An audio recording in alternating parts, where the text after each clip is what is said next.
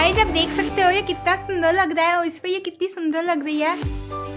तो गाइज अगर आपको ये वीडियो अच्छी लगी तो प्लीज़ हमारे वीडियो पे कमेंट करना और भले हमारी गलतियाँ बता देना, लेकिन हमें कमेंट ज़रूर करना, उससे हमें बहुत खुशी मिलती है। और आप जैसे कि देख सकते हो कि कितनी खुश है ये लहंगा पाकर। तो इस बार हमें थोड़ा लेट हो गया, अगली बार से हम कोशिश करेंगे कि हम जल्दी जल्दी वीडियो बनाएं। तो ये देख सकते हो कितना सुंदर लग रहा है लहंगा ये।